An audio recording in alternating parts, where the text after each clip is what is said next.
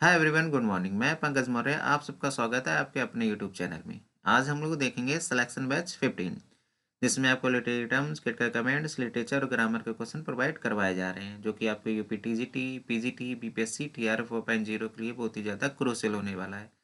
चलिए शुरू करते हैं आज का session. Let's start.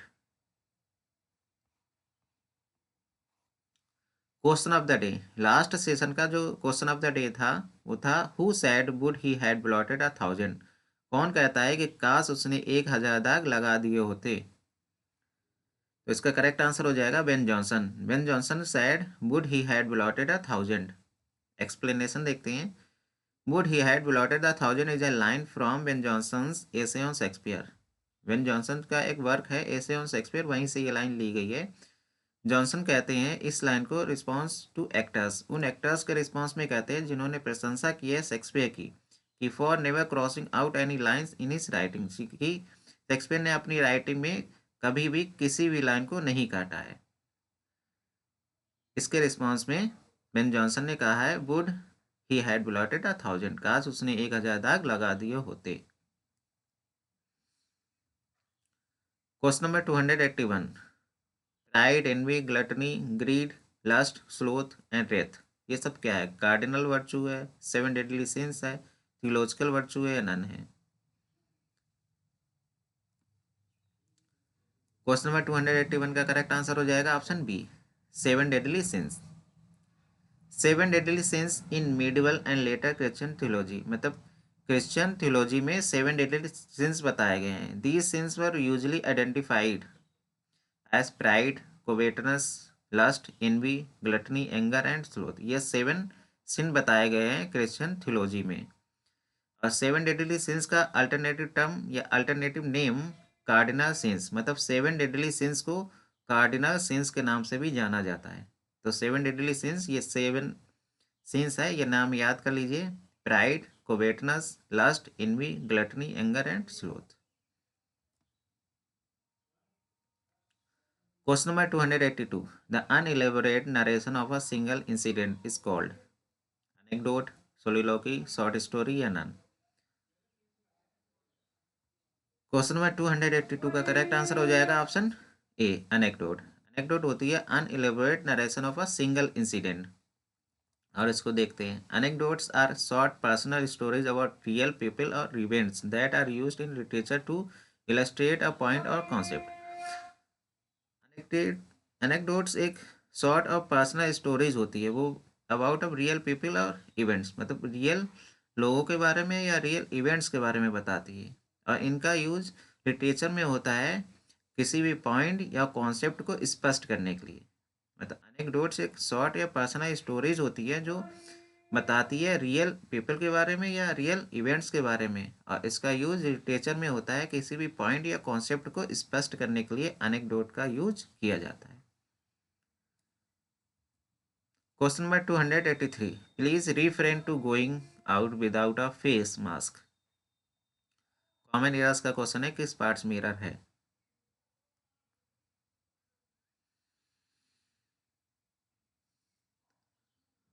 Question number 283 का करेक्ट आंसर हो जाएगा option A, from in place of to.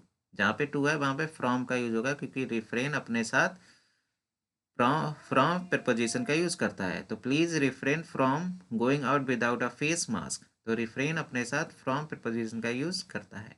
Refrain from. Question number 284।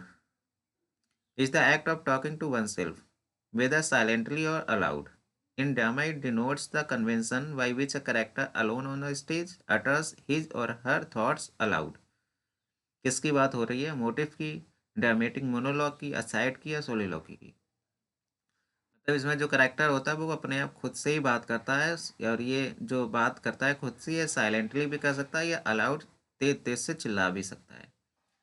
और ये स्टेज पर अकेला भी हो सकता है, और दूसरे एक्टर्स भी स्टेज पर हो सकते हैं, लेकिन दूसरे एक्टर जो स्टेज पर होते हैं वो जो करेक्टर बोल रहा है उसकी आवाज़ को सुन नहीं सकते हैं अदर करेक्टर्स जो स्टेज पर होते हैं। Utters is her thoughts allowed, जो अपने थॉट्स को अलाउड बोलता है। तो इसका करेक्ट आंसर हो जाएगा ऑप्शन डी, सोलिलोकी। आगे एक्सप्लेनेशन देखते हैं इसका।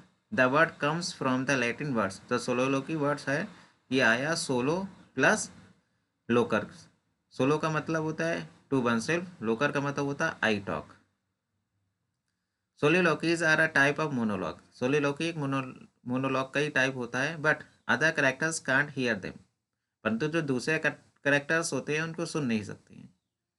The character may be alone on stage, दूसरे जो करेक्टर्स होते हैं वो, जो करेक्टर सोलिलोकी बोल रहा है वो अकेला होता है ऑन द स्टेज पर, या they may be with other actors, या अकेला भी हो सकता है स्टेज पर, या अदर कैरेक्टर्स भी हो सकते हैं स्टेज पर, लेकिन जो अदर कैरेक्टर्स होंगे स्टेज पर वो साइलेंट होंगे, कुछ बोलेंगे नहीं।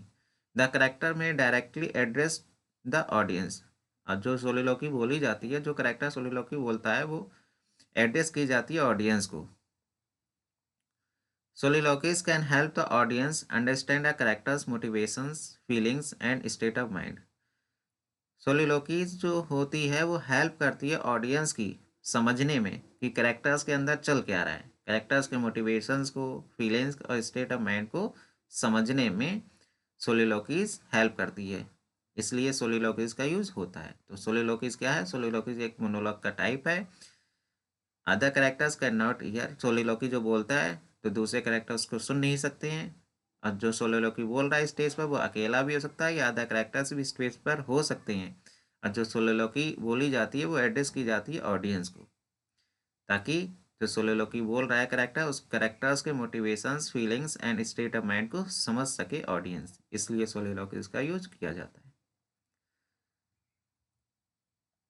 Question number 285 is a figure of speech that involves repeating a word or phrase at the beginning of multiple sentences, phrase or clause। एक प्रकार की फिगर ऑफ स्पीच है जिसका यूज होता है मल्टीपल सेंटेंस, फ्रेज या क्लॉजेस के शुरुआत में, मतलब इसकी बार बार रिपीटिशन होती है हर सेंटेंस में, हर फ्रेज में या हर क्लॉज में।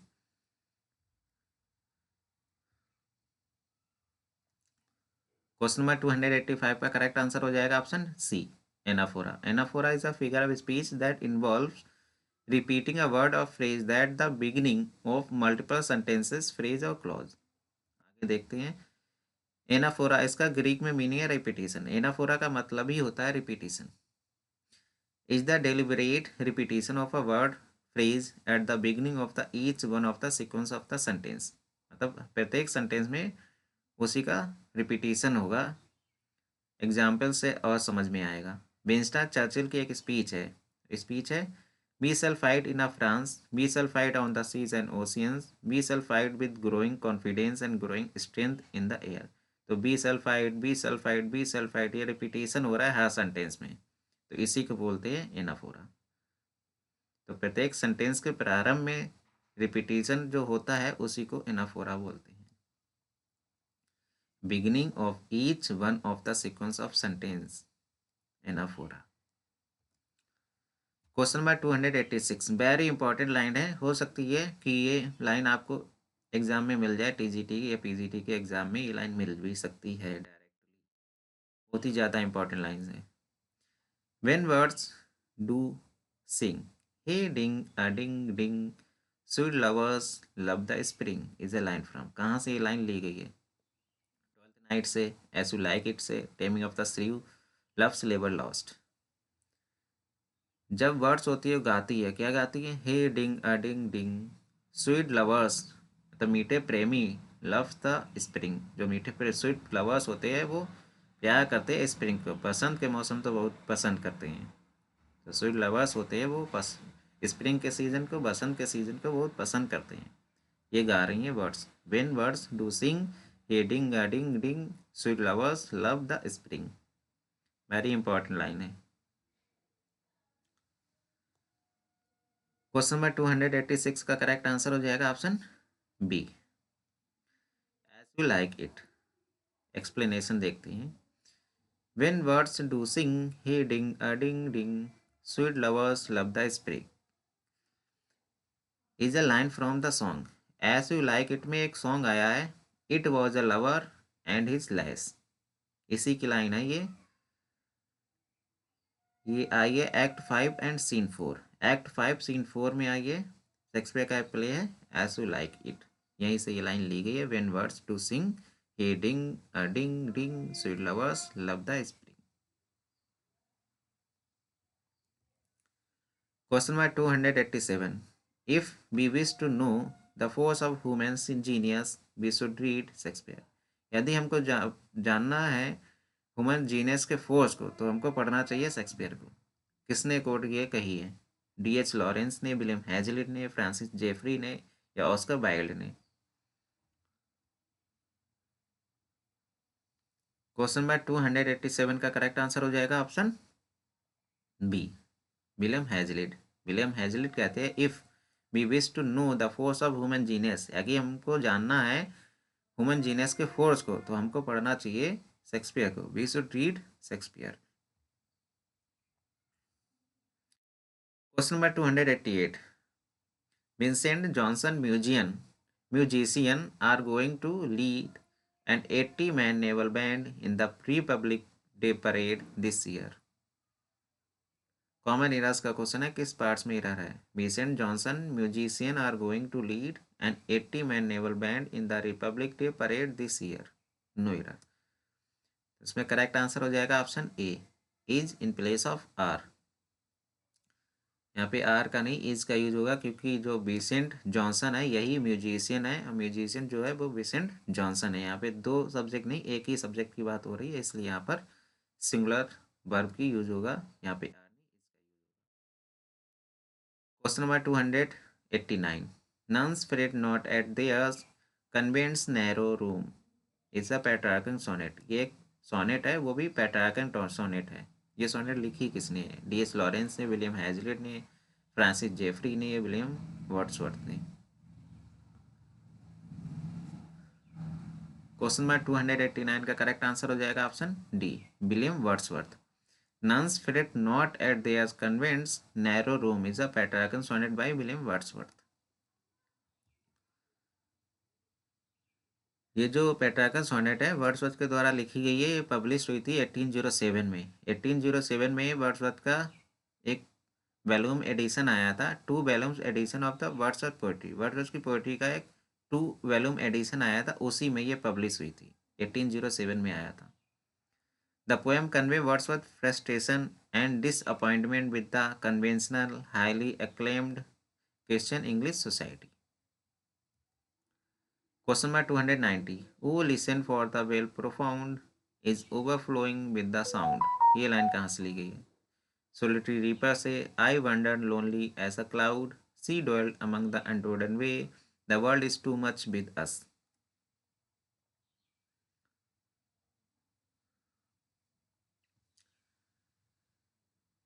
क्वेश्चन नंबर 290 का करेक्ट आंसर हो जाएगा option A, the solitary reaper से लाइन ली गई है, O listen for the vale profound is overflowing with the sound। Question number 291, we should have to understand things which Shakespeare did not understand himself। ये quote किसने कही है? Samuel Johnson ने, D.H. Lawrence, T.S. Eliot, Victor ह्यूगो?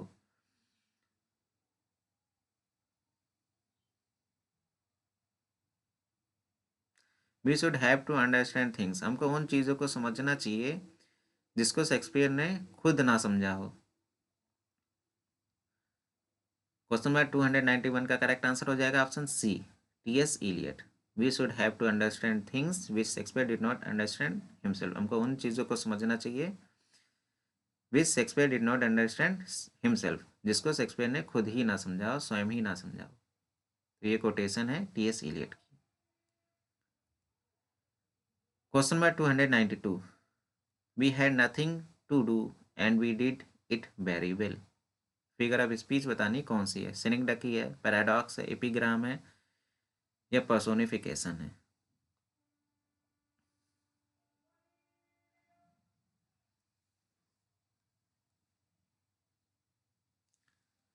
Question number 292 का correct answer हो जाएगा option B, paradox. Paradox क्या है? Paradox in literature is a statement और situation that seems to contradict itself. Paradox एक स्टेटमेंट है या सिचुएशन है तो दिखती तो है कॉन्ट्राडिक्ट होती है, मतलब ऐसा लगता है कि स्वयं में ही विरोधाभास हो रहा है, बट मे एक्चुअली भी ट्रू, परंतु ये एक्चुअली ट्रू होती है।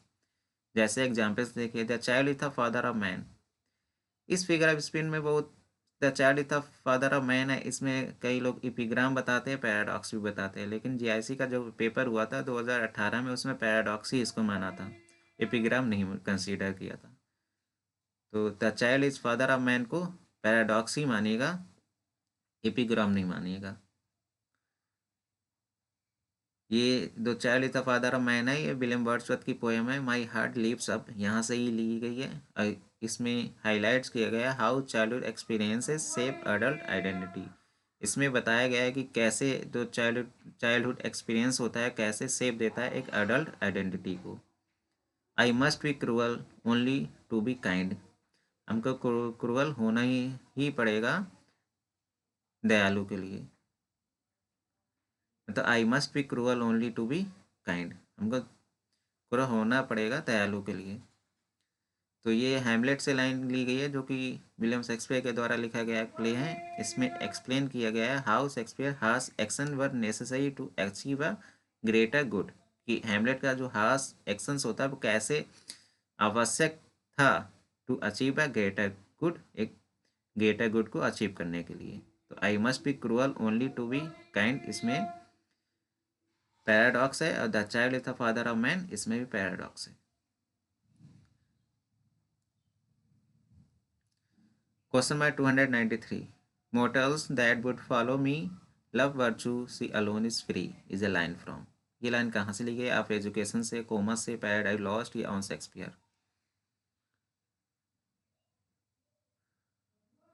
क्वेश्चन नंबर 293 का करेक्ट आंसर हो जाएगा option B, Comus. Mortals that would follow me love virtue she alone is free is a line from Comus, written by John Milton. Question number 294, common errors का question है, किस parts में error है? We will definitely win the match this time because our team has prepare well. Question number 294 का correct answer हो जाएगा option C, prepared in place of prepare, क्योंकि has, have, had के साथ हमेशा वर्ब की थर्ड फॉर्म का use होता है, तो यहाँ प्रिपेयर नहीं प्रिपेयर्ड हो जाएगा। We will definitely win the match this time because our team has prepared well. Question number 295, William Wordsworth London 1802 is a, William Wordsworth की एक पोएम है लंदन 1802, ये क्या है? एक इंग्लिश सोनेट है, पैटांगन सोनेट है, या स्पेंसेरियन सोनेट है, या नन? कमेंट बॉक्स में कमेंट करके बताइएगा लंदन 1802 का अदर नाम क्या है, दूसरा नाम क्या है लंदन 1802 का। क्वेश्चन नंबर 295 का करेक्ट आंसर हो जाएगा ऑप्शन बी, पेट्रार्कन सोनेट। तो विलियम वर्ड्सवर्थ की जो पोएम है London 1802 is a Petrarchan sonnet. Question number 296 is a type of fiction that focus on the life of a specific region including its people, customs and landscape। मतलब एक कि ये fiction का type है, focus करता है life of the specific region, एक विशिष्ट क्षेत्र के जीवन को दर्शाता है, और इंक्लूडिंग इट्स, और उसमें शामिल रहते हैं उनके लोग, उनके कस्टम्स, उनके रीति रिवाज एंड लैंडस्केप, उनके परिदृश्य को शामिल किया जाता है या रहते हैं। एक प्रकार के फिक्शन का टाइप है, इसका जो फोकस होता है एक विशिष्ट क्षेत्र के जीवन पर फोकस होता है, जिसमें उनके लोग, उनके रीति रिवाज और उनके परिदृश्य शामिल होते हैं। किसकी बात हो रही है? रीजन नॉवेल की हो रही है, पिकारेस्क नॉवेल की, साइकोलॉजिकल नॉवेल या डोमेस्टिक नॉवेल्स की?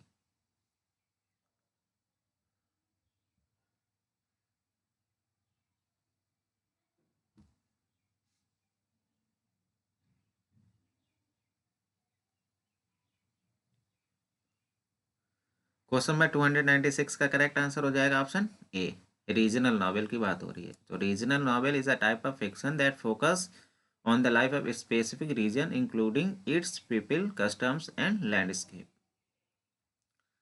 एग्जाम्पल्स देखिए, मारिया एट्सवर्थ का एक नॉवेल है कैसल रेकरेंट, ये पब्लिश्ड हुआ था 1800 में, इसको कंसीडर किया जाता है फर्स्ट रीजनल नॉवेल के रूप में।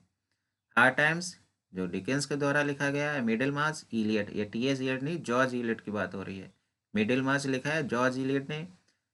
जो इसकी सेटिंग रहती है, set in a specific place. जो रीजनल नॉवेल की सेटिंग होती है, किसी स्पेसिफिक प्लेस की होती है, जैसे टाउन हो सकता है या कोई रीजन हो सकता है, यानी टाउन या कोई क्षेत्र, स्पेसिफिक क्षेत्र हो सकता है, वहाँ पर इसकी सेटिंग रहती है रीजनल नॉवेल की। जैसे योकना पटावा, जो योकना पटावा कंट्री है, एक फिक्शनल कंट्री है। इसको क्रिएट किया था विलियम फॉकनर ने। तो योकना पटावा एक फिक्शनल कंट्री है मिसिसिपी में, जिसको क्रिएट किया विलियम फॉकनर ने। बेसेक्स ये भी एक फिक्शनल रीजन है, इसको क्रिएट किया था थॉमस हार्डी ने। तो थॉमस हार्डी का जो फिक्शनल टाउन है या फिक्शनल कंट्री है वो बेसेक्स है। अब विलियम फॉकनर का जो फिक्शनल टाउन या फिक्शनल कंट्री है वो योकना पटावा है। तो इसको याद कर लीजिए, ये fictional country Yoknapatawpha, William Faulkner, Wessex, Thomas Hardy. Question number 297, O skill to sing of time और इटर्निटी। ये किसकी कोटेशन है? John Dryden, D H. Lawrence, T S. Eliot, Alfred Lord Tennyson.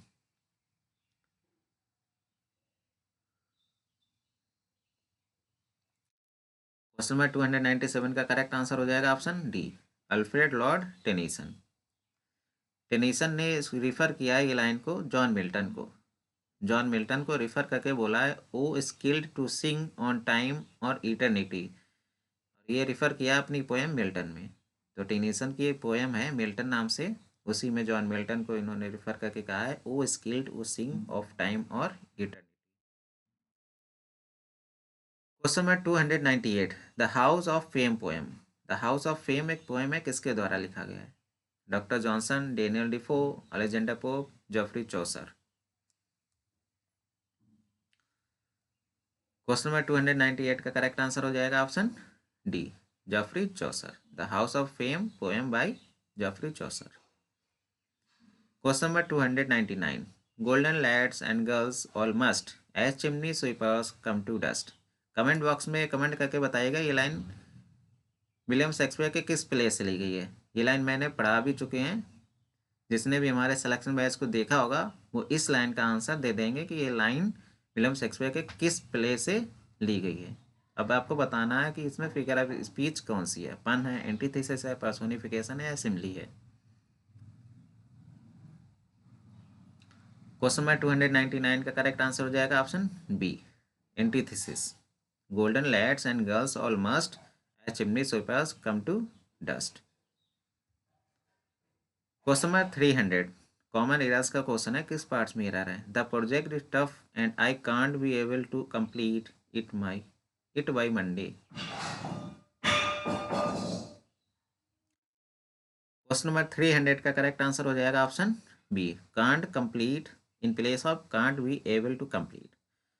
मतलब कांट भी एबिलिटी के लिए यूज होता है और एबल भी एबिलिटी के लिए यूज होता है, इसलिए कांट और एबल को एक ही सेंटेंस में यूज नहीं किया जा सकता। मतलब कांट और एबल एक साथ यूज नहीं हो सकते हैं।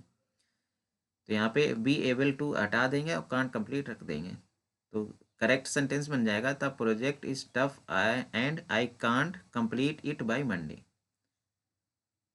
तो कांट और एबल का यूज एक साथ नहीं होता है, क्योंकि कांट भी एबिलिटी बताता है और एबल भी एबिलिटी बताता है। क्वेश्चन नंबर 300 का करेक्ट आंसर हो जाएगा ऑप्शन बी, और करेक्ट सेंटेंस बन जाएगा the project is tough and I can't complete it by Monday. Question of the day, Tottel's Miscellany also known as. Tottel's Miscellany को किस नाम से जानते हैं? कमेंट बॉक्स में कमेंट करके आंसर बताइएगा। अगर आपको क्वेश्चंस पसंद आ रहे हैं तो चैनल को लाइक शेयर एंड सब्सक्राइब करना ना भूलेगा। Thank you so much.